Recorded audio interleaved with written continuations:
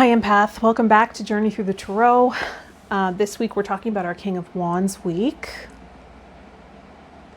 So much happened in this week. And we're introducing the history, symbolism, and divination of the Ace of Cups. And it's already begun with the Ace of Cups. So it overlaps, right? When we're working with archetype, when we're working with energies, it's not just like the chakra system. It's not like, here's the root, here's the sacral, here's the, right? They're all relating, overlapping. This journey is based on Dirty and Divine, it's inspired by Dirty and Divine, a transformative journey through the tarot by Alice B. Grist. She spent a day with each card. We're going to spend a week. I'm getting a lot of my information from one of my tarot teachers, Robert M. Place. His book is called The Tarot, History, Symbolism, and Divination. He has many other books, but I really highly recommend this book. It's just, I can't share all the info in here with you. I'm doing my best to share the most important for our journey and process. But I mean, if you want to understand the history, the ins and outs, right? And then we're working with the Waite-Smith symbolism of the Rider Tarot deck. If you need any of those items, they are in my Amazon store. It helps me out when you purchase there. If you'll click the link and even just browse around, that'll be in the description. Let's get to it. So, King of Wands. Crazy week. And you know how archetypes work when we're working with them for healing purposes. When we're working with archetype for the purpose of self-actualization, self-development, self-inquiry, self-discovery. That's what the majority of my work is about, right? So we'll see the archetype show up outside of us oftentimes, right? And then we will have an inner response, an internal response to that archetype. Oftentimes, sometimes it can be the same archetype showing up inside, right? And sometimes it will be a different response internally. Sometimes the archetype will show up internally and we'll see, oh, I'm making shifts internally, or I'm aware of something now, or right, depending on the energy and our relationship with this archetype, it's going to be unique. That's the beauty of archetype, right? It's the essence of this king. It's the image that we're seeing, right? Because when we're talking about the unconscious, when we're talking about our subconscious, it talks to us in images. So that's the language of the unconscious, the subconscious. So I say that because we're about to move into the cups, and that's intuitive. That's about intuition, right? So we're working with the King of Wands this week. And some things that I noted from the week. First of all, I was guided to take a lot of massive action. Does that sound like anybody? I was guided to take a lot of massive action this week. Tony Robbins talks about massive action. That's why I said that. And talk about a King of Wands. You might actually think of the Emperor when you think of Tony Robbins, but the King of Wands is, okay, so one thing that came up this week, I have correspondences on WhatsApp with my mentor and friend, I call her my spiritual sister, Krista Mitchell. She teaches about crystals. She's one of my mentors who I studied with. Surround yourself with mentors if you want to do anything in your life, right? It's just so important. And if you don't know them personally, connect with them, attune with them, even if it can't be in person, right? Because again, that's archetype work. Again, that's connecting to the essence. So what came up in our correspondences this week, I was talking about all the things I was studying, all these courses, and she was saying, oh, and I also reached out to her because guidance had come in to move my furniture around, rearrange my furniture in my small space. And it's working out really well now. But at the time when I was moving things around, I mean, I'm not complete. I still have things I need to declutter and all of that, but as I was doing it, I had a lot of anxiety come up, because anytime you're working with decluttering or moving furniture, you're actually, working with those elements, right? And so things that were stagnant emotionally, stagnant energetically in the system will start to move as well. So I started to have anxiety, and I had this emotional release and response as it came up, or as I was moving things, and I was just starting to feel frustration. I found paperwork from 2 years ago on my desk. It was like, what am I doing? Things I didn't need to hold on to, but I thought, because my business was going in one direction that year, and a lot of things just didn't work. A lot of things I had to throw away. And so I had this big emotional release, and it felt like anxiety. And I was crying, and so I messaged her, and I was like, I'm just feeling like frustrated, and like I feel stuck. I don't know what I'm doing. I had this guidance to move my furniture, and it doesn't feel like it's working out, and my space is small, and I just feel like I had all these frustrations, all these complaints come up, and she messaged me and acknowledged the feeling, and kind of talked me through that, and then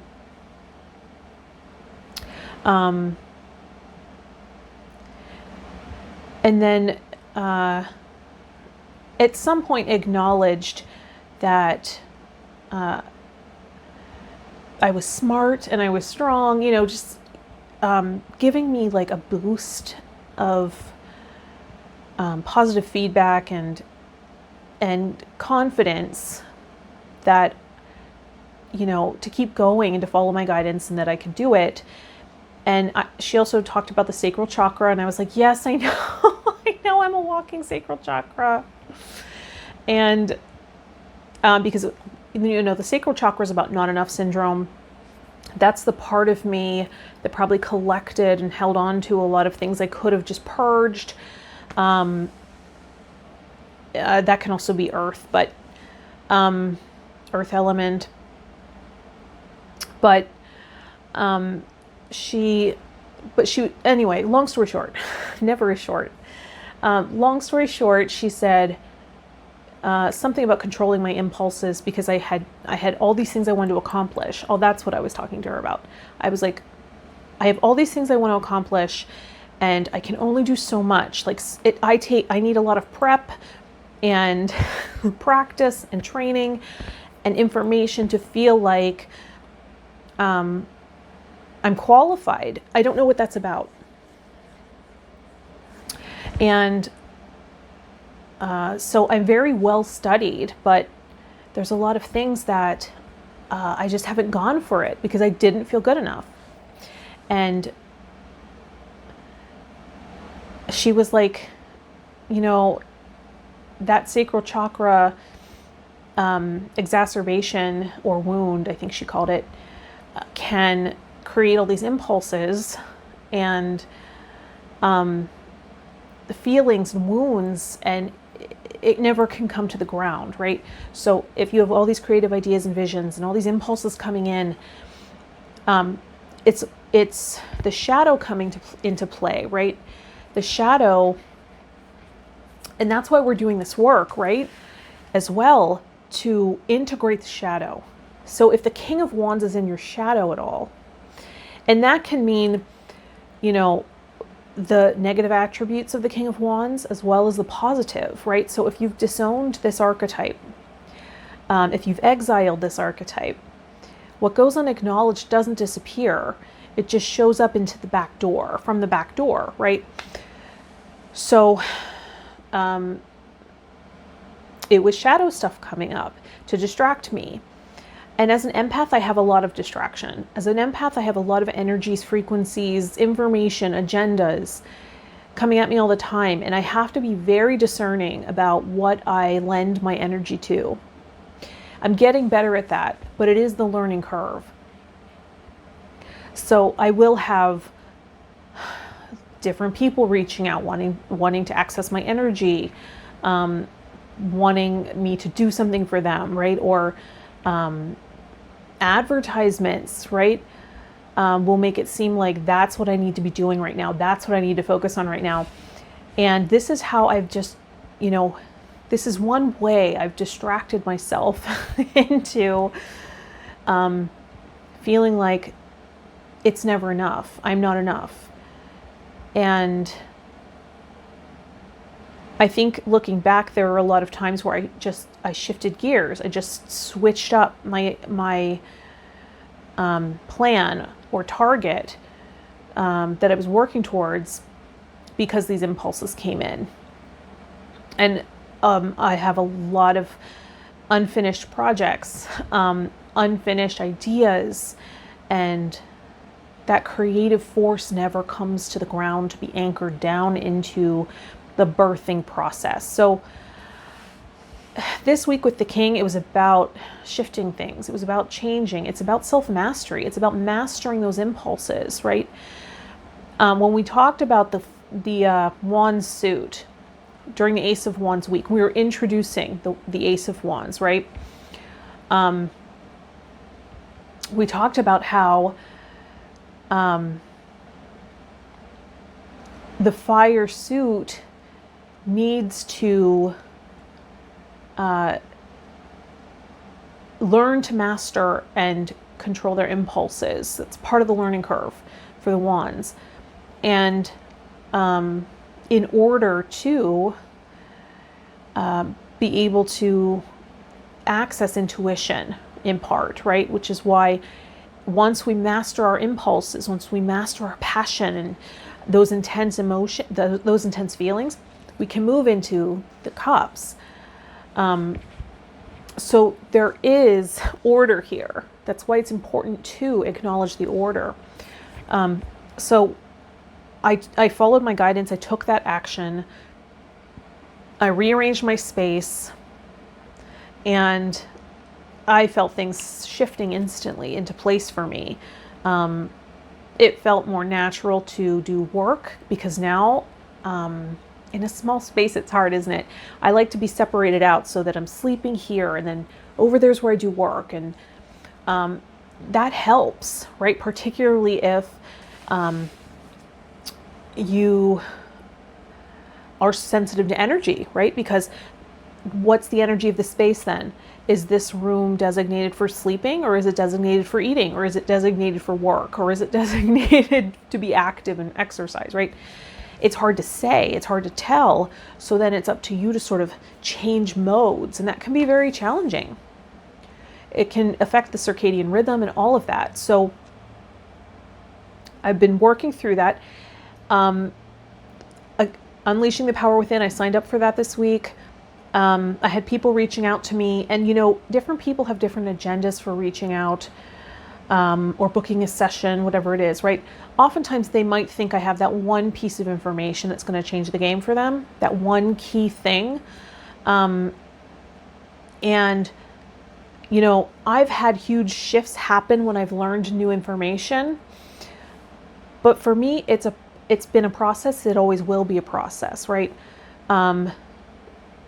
So I might tap into that one thing that's missing for you. Generally, it's structure of some kind. And generally, you hold the answer. You just aren't aware that you hold the answer. So I can either guide you into tuning into that, right? But I found like having to correct expectations a lot. Like this work looks like magic, but so does art, so does theater, so does, it looks like it's a magic trick, but it's just investment. It's, you're not seeing behind the scenes of my entire journey of investing in this, right? Investing my time, attention, energy, money, right into learning, all the stuff that's feeding and informing my process. So, generally, you're probably not going to have a session with me and learn that one thing that then you skyrocket to success the next day, right? Because it's a process. It's a healing experience, and healing is often a process. People like Tony Robbins can promise a change in one session. But that happens for many reasons. Part of it is his reputation, right? Part of it is I think he does have a mastery of the tools.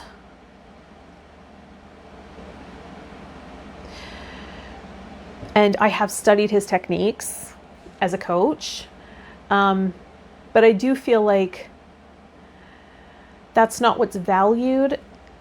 When people see my work, they value my intuitive connection. And I feel like I mastered that through work. It didn't happen overnight. When I first, and that's what I kind of want to, that's why this idea of mastery comes up, because it looks like that's just natural, right? And then I would get people who would have the comment, but that's a gift. You shouldn't charge for your work, right? Or that's a gift, right? Like that's a gift, if you have this gift, you shouldn't be earning money from it.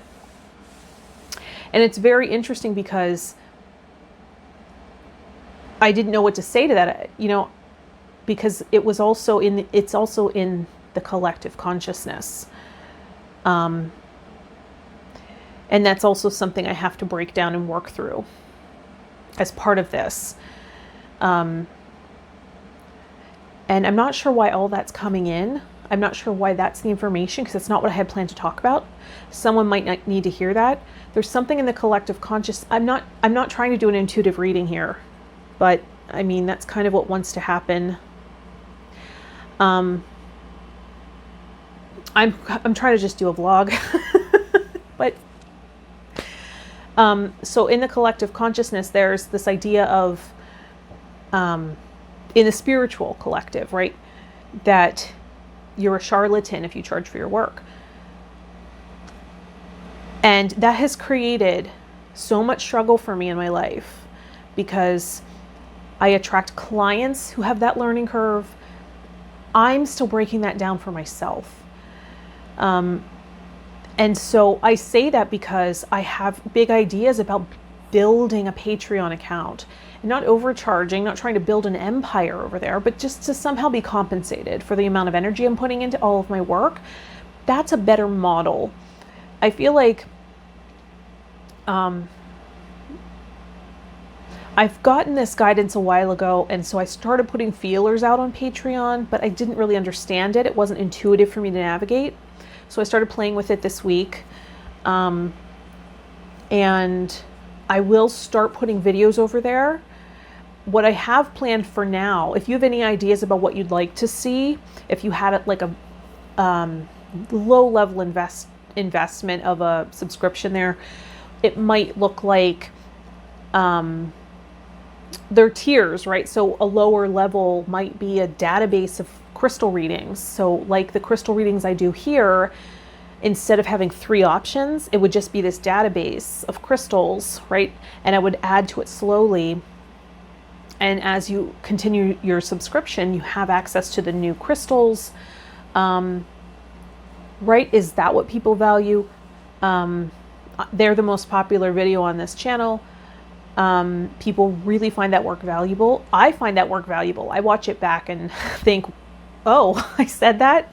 Wow, okay. And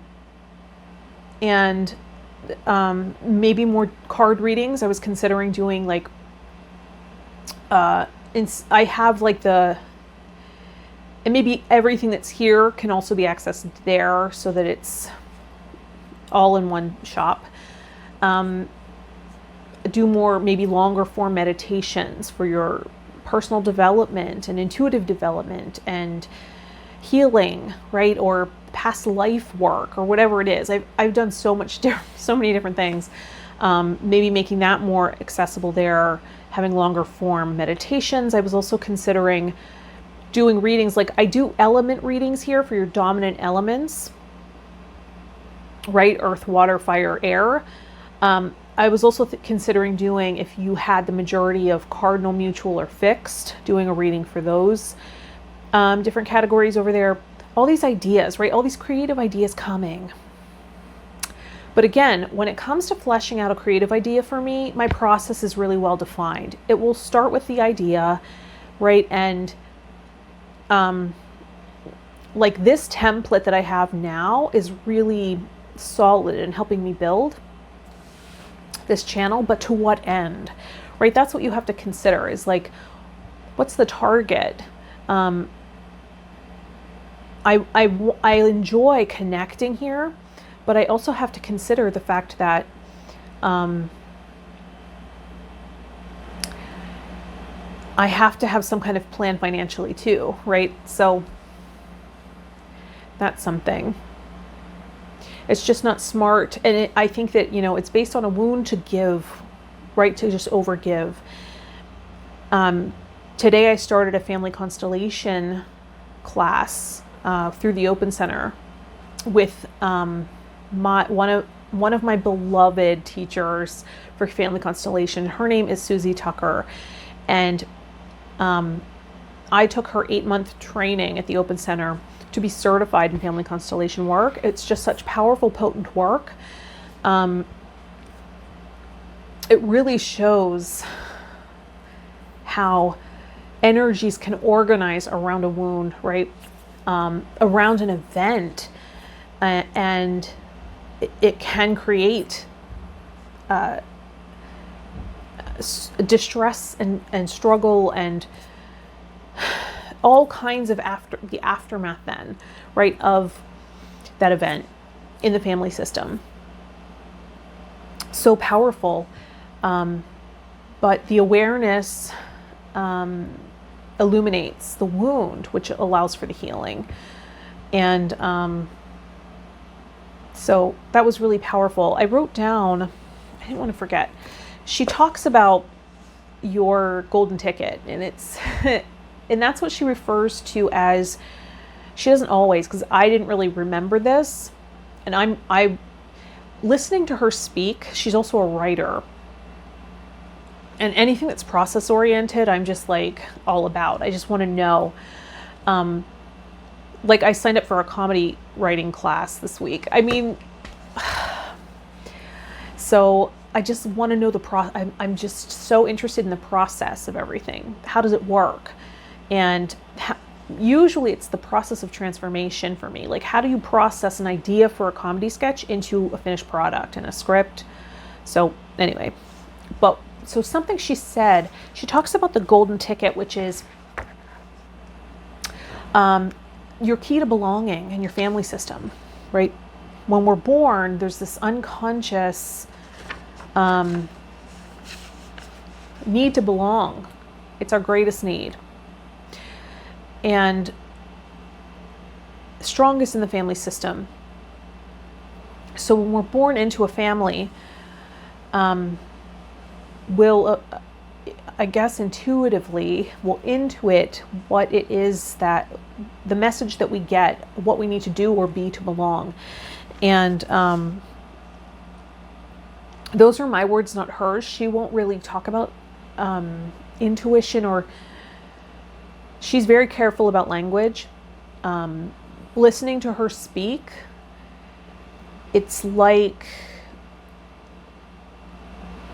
and it's not scripted. She's speaking off the top of her head. Again, but I do feel she's talked about this subject so much. But when you hear her speak, it's like listening to poetry. It's the language she uses, the words. I just wish I could record all of it. I can never read the notes after. It's like so messy.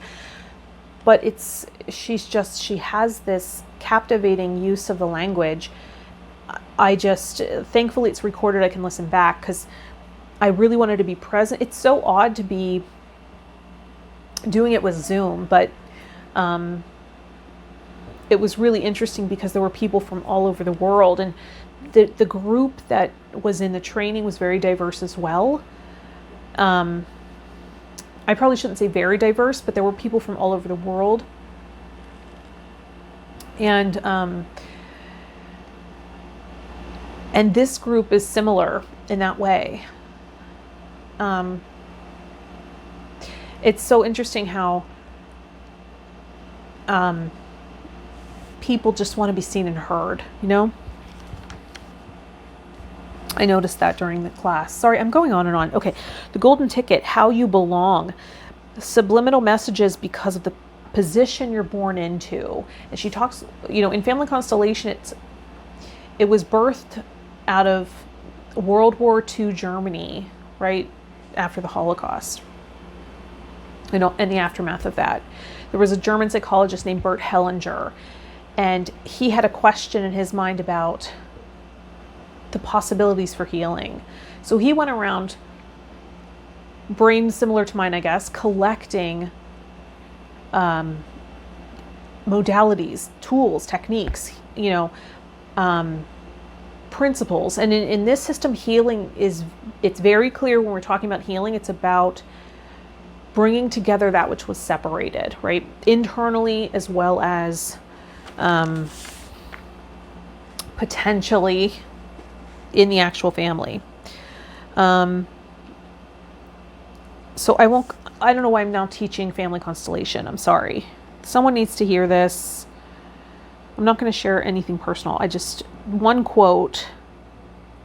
Your golden ticket, which for me it's safer to be invisible, right? These unspoken truths these unspoken rules that we sort of adhere to. There's like a gravity around it. It's unspoken, but it's understood for some reason, right?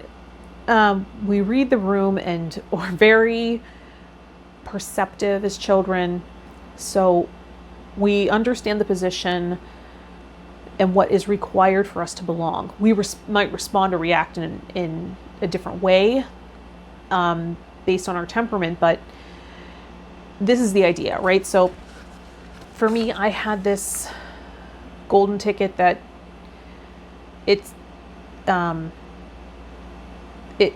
you know, what did I say?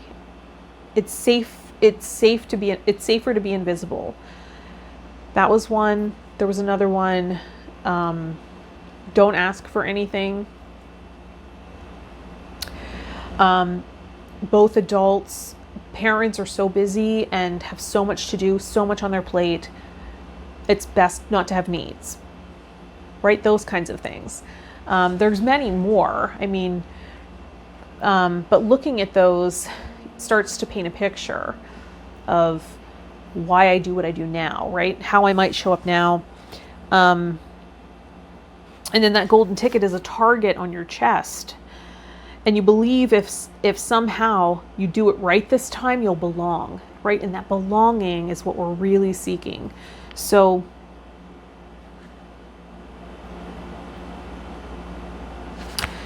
and then we just keep repeating these patterns. So I'm not going to teach a family constellation class. Why did I do that? But anyway, that was very interesting to me, right?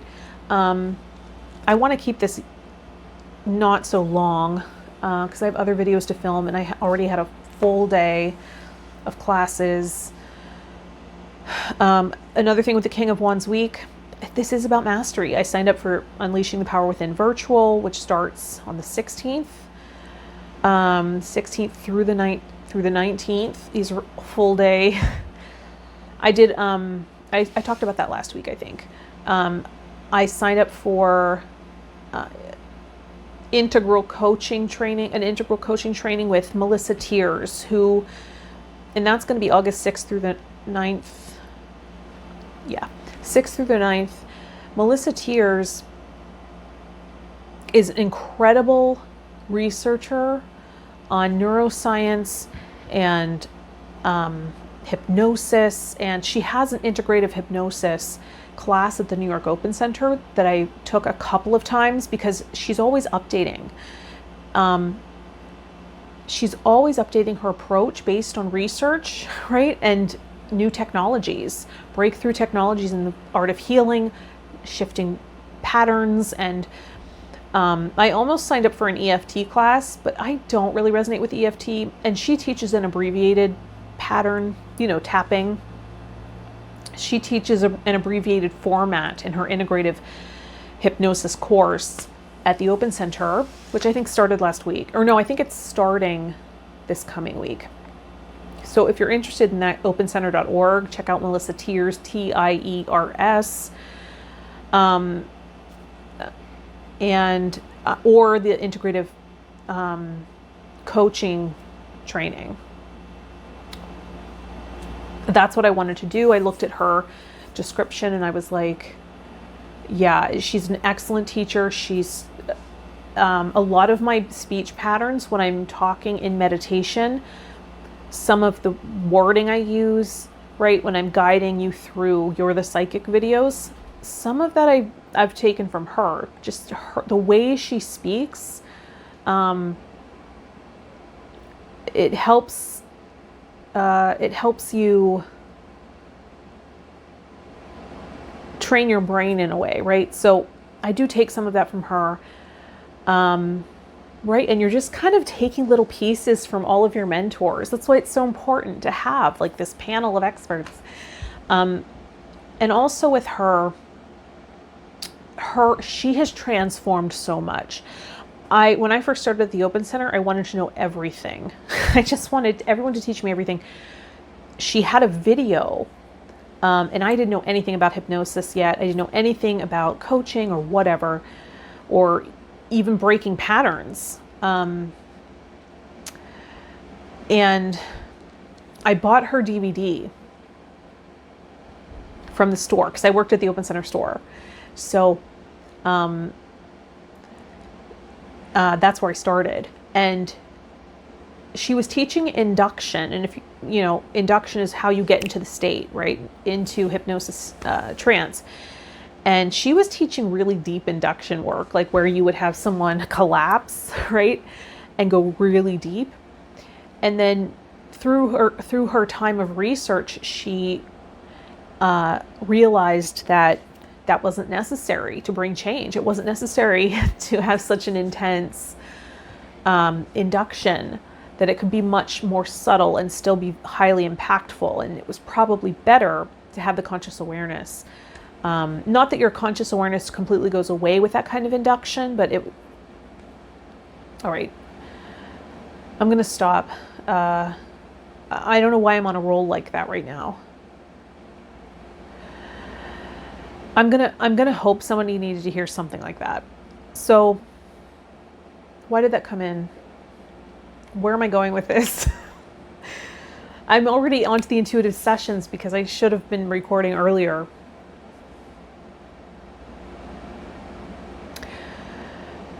But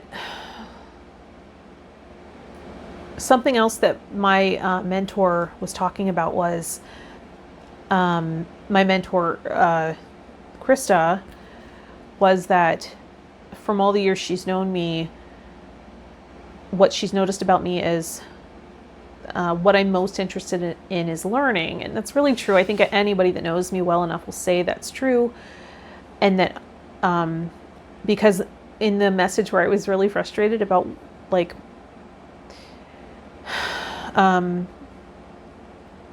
not completing all my projects, like I came upon this notebook where I was writing this script for this comedy series, and I was looking through it and I was laughing out loud at some of the material. I thought it was really funny, and I was like, this really could be something. But you know, and that was while I was decluttering. And then I thought, I've wasted my life. You know what I mean? So I started freaking out that I had been putting all of my time and attention into this healing and intuitive work. What if I missed my calling? And sometimes I have those moments. And that's why it's important to have people around you that can see you for who you really are, you know, and see your patterns clearly, because it's hard when you're inside that brain. And she was saying, Rachel, you're a learner, you're an academic. You know, if you wanted to be on the stage that badly, you would be on the stage. If you wanted to do this or that so badly, you would just do it. We wouldn't be able to keep you away from it. What is it that we can't keep you away from? Learning, education. So think about that, you know, and She usually tiptoes around that stuff because I used to be very, before I really trusted her, because it takes me a long time to really fully trust someone's opinion. I would punish her for for telling me these things and things that she was noticing. I didn't want to hear it. I wanted to do what I wanted to do, and I didn't want anyone to sway me away from my agenda. Because, I acknowledge that I was very easily misled in the past, and, and if I've mustered up enough motivation to follow through with something, I have to just keep going, and I can't listen to anybody else. So I used to punish people for giving me feedback. I'm still discerning, but I've gotten better. And with her, I really trust her opinion. And so when she said that, I started really thinking like, and even my father has said to me in the past, with all of your learning and all the classes you've taken, you should probably have a PhD at this point. So I was like, you're right. Let me have a little more self-awareness here. And so I set up a time to talk with somebody about further education, like higher education, and see what my options are as far as that. I mean,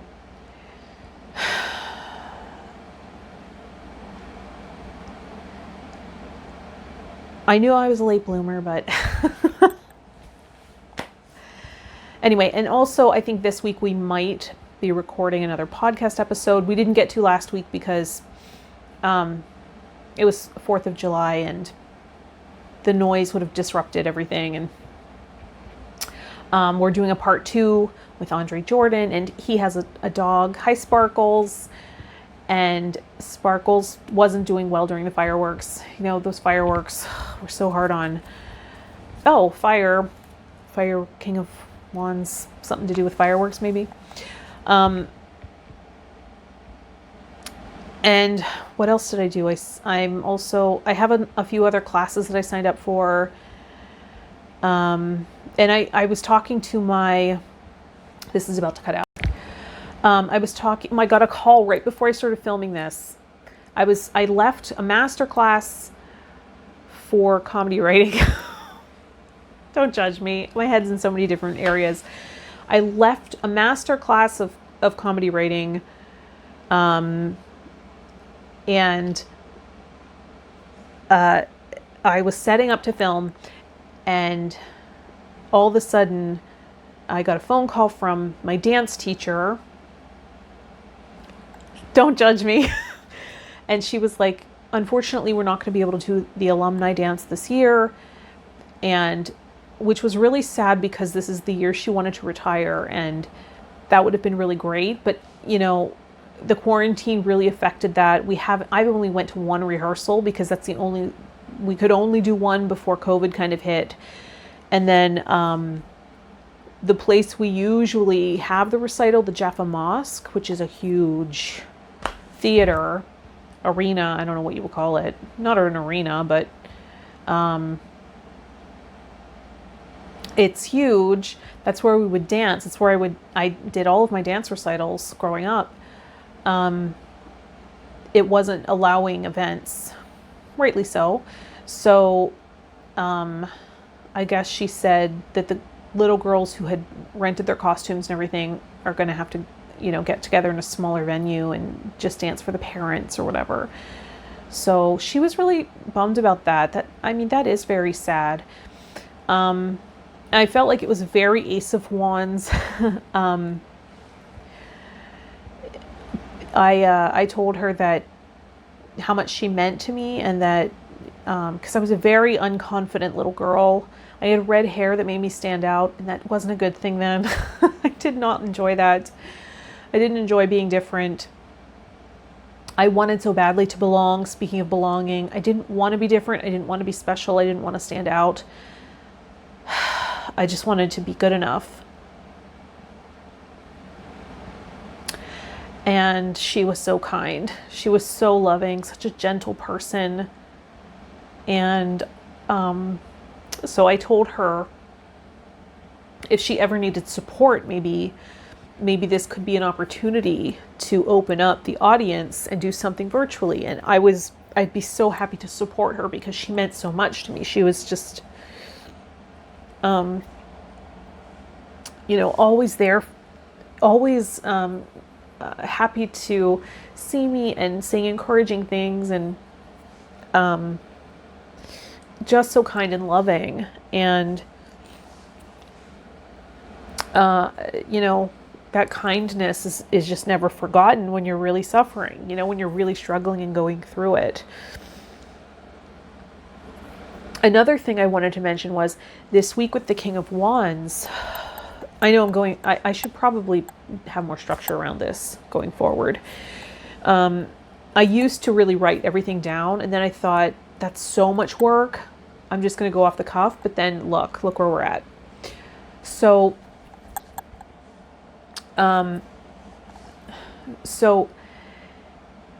something else that came up with the King of Wands week was, the King of Wands has this stature and this, posture of sitting back in the throne, but ready to take discerned action, right? So the Queen of Wands is about receiving the passion, the creative spark, the impulses, right? She's a receptive energy. The King of Wands is about action, but it's just discerned action. It's decided action. He's also there's a level of self-mastery. So because the King is the last card in this minor arcana suit, right? In all the minor arcana suits, the King is the final card. So there's this mastery over the wands, right? There's this mastery over that suit. And what I noticed was more of a mastery over my reactivity. I wasn't so quick to get out of love when someone disagreed, right? When someone didn't believe what I believed. I noticed that a lot this week, particularly with people that are really triggering for me, that I would generally be very triggered by. It was okay that I disagreed. And I want to celebrate that progress with you, because for me,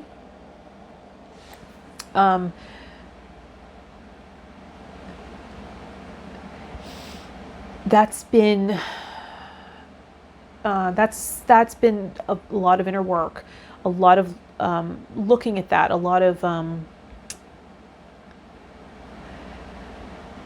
it's a huge balance in the swing of the pendulum, because I have to say there was a time where I was non-reactive because I didn't have any of my own opinions, right? So there was a time where I was just so naive, so moldable, so mutable, that I didn't care what other people thought because I didn't have an opinion of my own, so it didn't matter. It was like throwing it into the void. And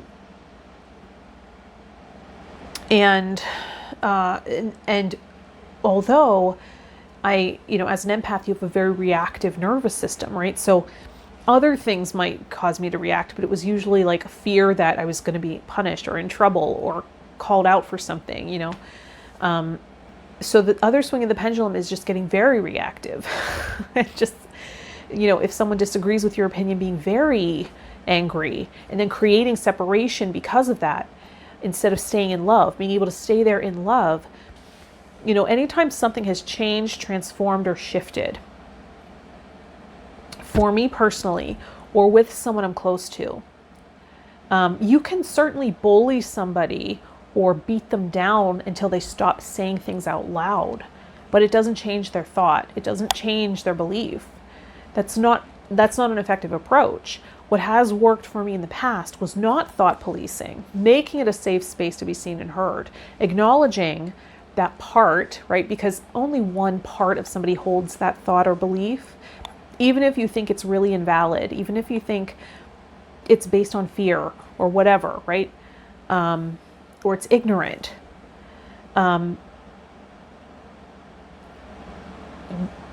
I don't think you can do it with every person, but those people that trust you and are close to you, change has come by allowing them to express and listening lovingly, actively, and acknowledging that you've heard them, right? And then presenting a new idea, right? Like in a way of, I see where you're coming from. I can see that. I understand and acknowledge that that's from your experiences, right? And what you've seen or heard. Maybe consider this as well. Or you know what? I used to feel and think that way too. So I definitely hear you. And then what information really changed my outlook was, right? And then, because we can certainly come with the approach of creating more separation, more division, but that's not mastery. And I don't know about you, but I'm here to master my shit. And for me, I really felt like pulled into following the masses, and that's scary to me. Listening to the narrative and getting sucked in, and right now there's so many narratives. So just as working with these archetypes for spiritual immunity creates self-mastery, I feel that working with understanding narrative can help you be immune to that as well. That's why I like breaking stuff down. I like working with it as archetype and energy and trying it on. It gives you another level of immunity to it outside of you, spiritually, right? Emotionally. Everything I've worked on was to kind of help me build that and transform into a state of self-mastery. Just the word mastery, I mean, who doesn't love that word?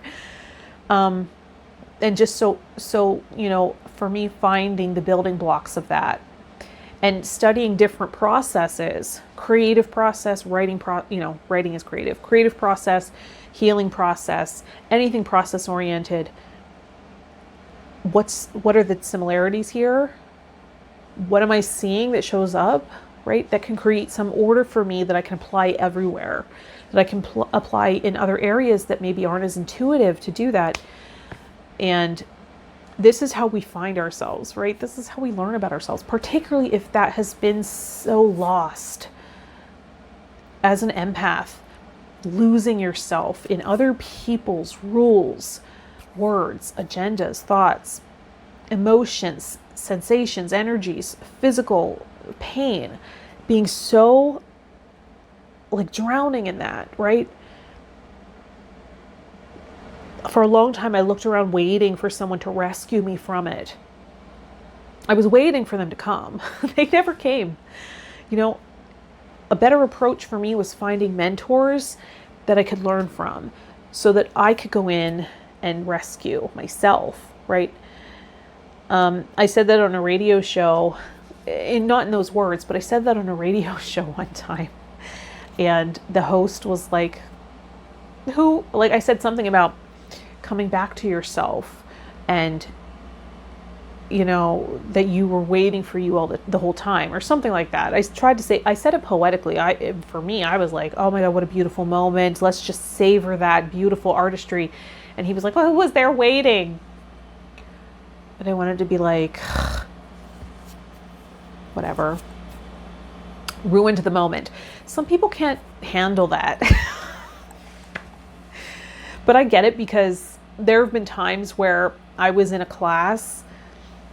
This is why it's so interesting to be like, I'm so drawn to comedy, but I'm also so drawn to healing work. And I feel like laughing is healing. So it's not really that dissimilar, but I found that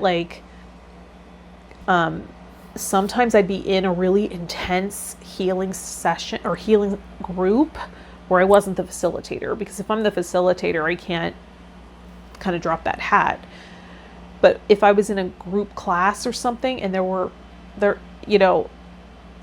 intense healings happening and it was like across the board, some people are laughing to heal, some people are crying to heal. Sometimes it's just like, it strikes you as funny sometimes how deep, things people can say that are really deep. Sometimes it can just strike my funny bone, and that's never appropriate in those situations. So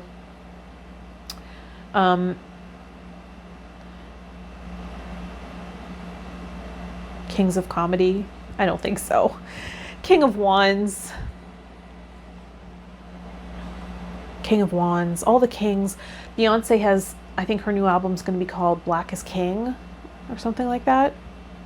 And a friend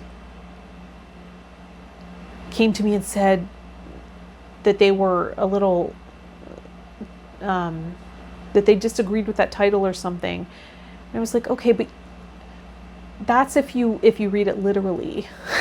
It's, language transforms too. Language, that's the other thing. We're translating so much now. I say this every time, I feel like. Language transforms, and we have to transform our understanding to keep up with, the evolution. And I think that's a lot of the conflict that happens, is that, yes, that's, like when people were arguing about, I don't want to say anything specifically, but about, phrases that are being said now. And when there's argument around, we actually feel the same thing. It's just, we have to kind of translate what the intent is behind the phrase, or, words are evolving right now. If it's used as slang, right, or as a metaphor, or the meaning has evolved and shifted a little bit, we have to understand that context. And if that is true for one word, can you imagine trying to understand ancient texts and things like that? What did that mean then, right? How has language evolved since then? Was the meaning true was the meaning true as it is now, as it was then? Like, it blows your mind to think about how quickly we can see evolution happening now because it's being recorded. Is the recording of it creating this acceleration, or is this just how evolution happens? And now we can actually see the contrast from the past. All right, enough deep thoughts. I always laugh because when I send my spiritual sister Krista like 20-minute long messages, and she sends me back like a 21-minute one. She's like, beat you. All of our deep thoughts for the day. Anyway, so I apologize if that was so long, but anyway, that is my week with the King of Wands. So much happened, so much was packed into that week, and I can't wait to tell you about my next class with Susie. And this week I'm also taking, I'm sad that I went on my dance class, but this week I'm doing a class with a neuroscientist who also studies music and its impact on the brain. I'm so excited about that. So let's get started with the Ace of Cups. We have a bit to cover here. I'm going to do it really briefly. I reviewed what was most important to talk about here. So because we're entering a new suit, I'm going to talk a little bit about, in Robert's book, you have to get this book if this is interesting to you, about this little table here, right? We introduced this before when we entered the wand suit, but when we're looking at the cups, the evangelist that's associated with the cup suit, all of the cups, is John. The symbolic creature is the eagle. The zodiac sign is Scorpio. The element is water. The elemental creature is Undine, Undine. The social class is priest. The divinatory theme is joy. The virtue is prudence. The psychological function is intuitive. And then when we look at intuition, intuition is a talent for determining how a situation developed and where it is headed in the future. It is investigation directed toward the unconscious, which is often symbolized by water. The introvert would tend toward roles like poet, mystic, or psychic. The extrovert would be more comfortable in investigating society's unconscious and may become an adventurer or entrepreneur. Prudence represents the wisdom found in the unconscious. That is why Plato believed wisdom is actually remembered. Plato would recommend philosophy and meditation to develop intuition, which is interesting about the investigation because that's something that came up in the family constellation training or lecture tonight with Susie Tucker about you're becoming a detective, right? About what event might have happened to create this separation. Another thing that came in the class, which I learned in the training, but I always forget to mention because it's just like my understanding, when there is someone who is killed, they become part of that family system. So they show up in this system. It's really interesting. And this is based on Bert Hellinger's work. And Susie Tucker worked closely with Bert, which is why she's so great at relaying this information, because she was there. She saw these constellations take place. She heard him speaking of, what was happening, what was actually taking place. And what can happen is when someone is murdered, and that can be an accident, right? It can be intentional, it can be an accident, but much like a mother is able to give birth, give life, right?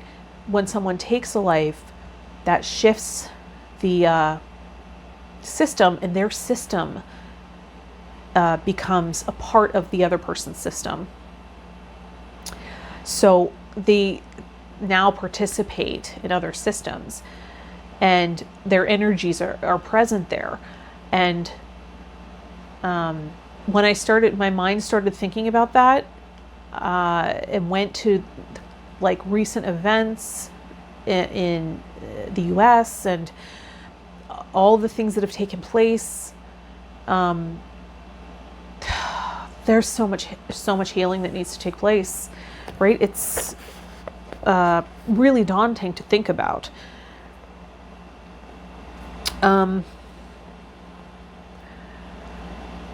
But it was healing from my awareness, because I had grandfathers who fought in wars, and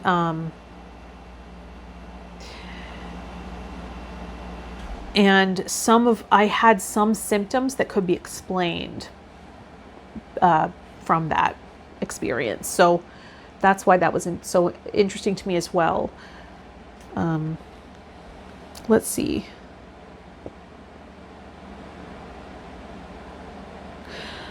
I really feel like I'm in a weird headspace from being in that online class, and a lot of things are flowing in to speak on, and I'm usually better at filtering myself during these vlogs, so I apologize if this one is off or weird, and I know I've gone on and on. It was really hard for me to structure that. Thank you for your patience here.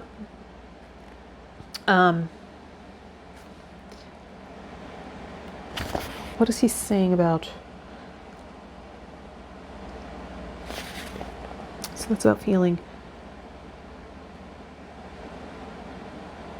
Notice that intuition and sensation are used to investigate reality, but not to make decisions.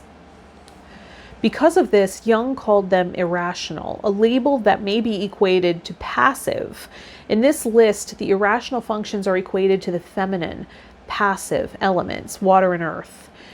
The other two functions, thinking and feeling, are decision-making functions. Jung called them rational, which may be equated to active. In the list, the rational functions are associated with the masculine, active elements, fire and air. The irrational and rational functions are polarities of each other. I might have shared this in that first week when I was introducing the wand, wand suit. So let's go to the Ace of Cups, the history, or the symbolism, Waite-Smith symbolism of the Ace of Cups. The Ace of Cups in the Tarot of Marseille displays an elaborate hexagonal chalice with turrets like a castle. It seems that it represents the Holy Grail. The Waite-Smith Ace of Cups is definitely an allegorical image of the Grail. A hand holds the cup over its element, water, where there are lilies growing, symbolizing the alchemical feminine. The water lilies. Water corresponds to the intuitive function, a feminine, passive function that investigates the unconscious. The initial M on the cup identifies it with Mary. It is upside down to show that it is receiving the host delivered by the dove. The dove is the standard Christian symbol for the Holy Spirit, and the host with the cross is the body of Christ. Here the Grail is being depicted as the body of Mary, which was the vessel for the body and blood of Christ.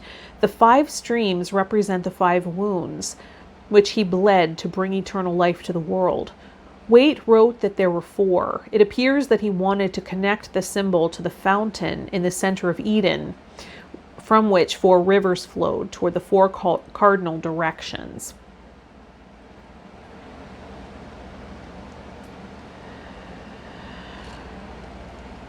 This card represents the initiation of a search within the soul for one's true purpose or desires. When we find our true desire, we will discover that we are not its author. It is like a seed planted in us by the divine, a seed that needs to be nurtured and allowed to grow. Which is what I was talking about when, having this idea of what your purpose or destiny is. Oops, I didn't bookmark that other place. I'll have to find it later.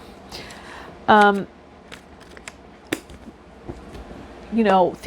this idea of what my purpose is might be based on a wound. And as an empath, it might be based on other people's agenda or intentions, their purpose. I might be tuning into that. So it really comes back to creating this personal connection, right? By tuning in and connecting to that higher power or wisdom intentionally.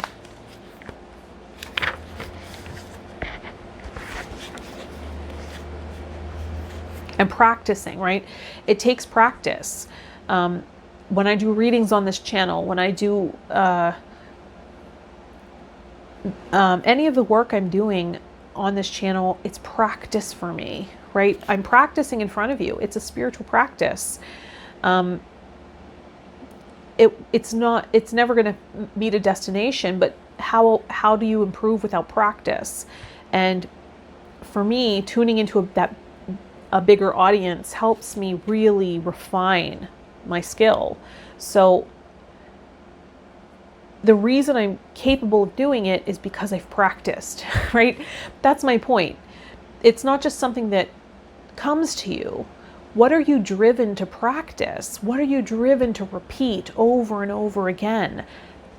That might be an easier route for you than something you have to force yourself to do. For me, learning, going inside and meditating and connecting with energy, it's just something that I'm driven to do. I'm speaking to you like you've asked me a question, and I know you haven't, but so I apologize if I'm overstepping. Okay, let's go back to the divination of the Ace of Cups. Divination of the Ace of Cups. We're in a new suit. Can you believe it? It can represent self-love, if this is in a spread, right?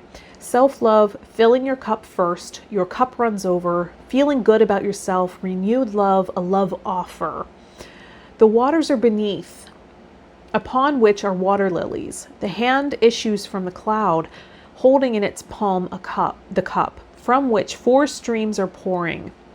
A dove, bearing in its beak a cross-marked host, descends to place the wafer in the cup, the dew of waters falling on all sides. It is an intimation of that which may lie behind, the lesser arcana. The meaning is true heart, joy, contentment, abode, nourishment, abundance, fertility, holy table, felicity. A fresh, abundant start is arising. Each ace card of every suit tends to offer new beginning, new energy. In the Ace of Cups, we see a passage, a potential for a new emotionally wise and abundant path. Abundance being based in happiness rather than the commercial glimmer of money and possessions. You hold the key to making wonderful things happen, to understanding just what is wonderful. Sometimes we must recognize the value of what we already have so that we can be the abundant recipient of more of the same. Expect goodness to grow and love to expand, and only then they will. Beautiful. We did have a full moon in Capricorn this past week. I forgot to mention, which was part of the intense release for me and the anxiety. Let's go to the Biddy Tarot to see what Bridget has to say about the Ace of Cups. God. Ace of Cups. Ace of Cups. Love, new relationships, compassion, creativity. It's a week of creativity. Let me grab it. When the Ace of Cups, with the Ace of Cups, divine love and compassion are pouring through you. You are a vessel for deep spiritual love from the universe, and you can't help but let that love flow through you and into the world. You receive love, you give love, you are love. Your heart overflows. Now is the perfect time for you to open your heart and experience the rich flow of emotion available to you right now. You are more receptive to creative opportunities, loving connections, and deep compassion for other living beings. As with all aces in the tarot, this card comes as an invitation. Will you take it? Will you say yes to divine love and compassion? And will you run with it? The Ace of Cups carries the potential for spiritual and emotional fulfillment, but only if you embrace it with an open heart. This card often appears in tarot readings when you are open to creative expression, especially when you can allow your emotions to shine through your endeavors. You may be inspired to start a new project, take an art class, or even engage in interpretive dance. At this point in your life, you are comfortable with who you are and happily express this part of yourself to others. You see fresh potential in allowing your creative juices to flow. Let your imagination and talent unfurl to new possibilities. The Ace of Cups often represents a new relationship, be it friendship, a new family connection, or blossoming romance. It is exciting, fluttery even, and you are so glad to have met someone with whom you can share a special connection. Give yourself permission to open yourself to giving and receiving unconditional love, and you will notice that affection flows effortlessly when you are in this loving state of mind. The water in the card reflects the flow of emotion, and thus the Ace of Cups suggests that the enthusiasm you two generate will get you fired up about yourself and life. There is a generous, compassionate side to the Ace of Cups too. See this as a time of giving, not taking, and making the most of any opportunity to help others. You have the power to share your inner radiance and positive energy, bringing great happiness to those around you. And you will find that the more you give, the more you receive on multiple levels. Finally, the Ace of Cups can signify conception, pregnancy, or birth. Look at the other cards in the reading for further confirmation, such as the Empress, Page of Cups, or Four of Wands. On a more metaphorical level, it may mean the birth of a new idea or a spark of inspiration, something in which you can invest a great deal of loving and creative energy. Yes! So we've mastered the Suit of Wands.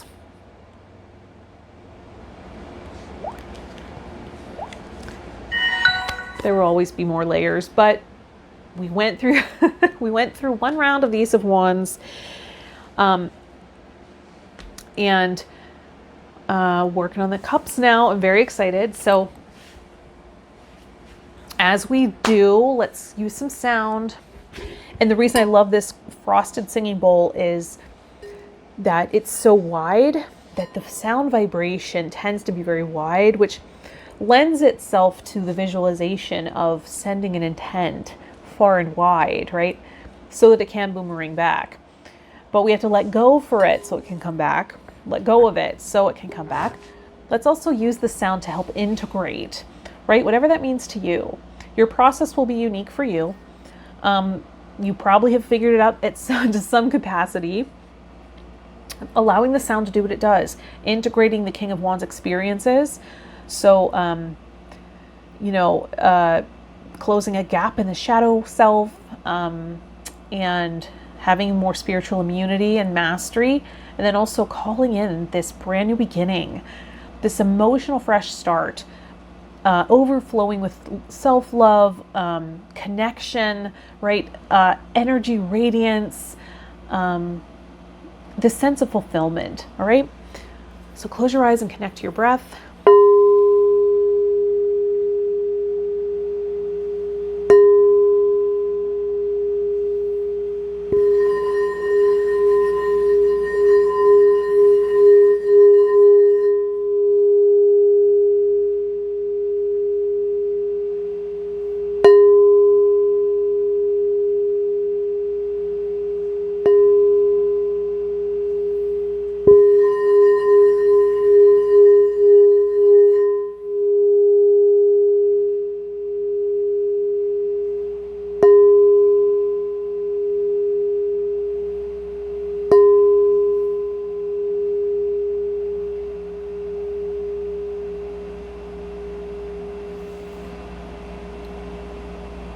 Lovely. I already have a great feeling about this week. I mean, we'll see, but I don't want to speak too soon. But I'm hoping you're enjoying this journey. Thank you for taking it with me. I'm going to connect my Patreon account as well as any other accounts in the description of this video, so you can check it out and just look around. I'm not sure what all I'll have up yet, but I'm going to start building over there and having maybe deeper offerings and things like that. Also, I have an idea for creating a course that I'll probably put on Teachable. I'm not quite sure yet, but these ideas are fleshing out. They're coming rapidly, and I'm trying to bring them into the world as they come. Also, if you want a personal reading or session, I'll link that in the description as well. Thank you for donating to the channel to help keep me going. That makes me feel valued and honored. But if the most you can do is like and subscribe, thank you for that. Your attention and presence is just so valuable.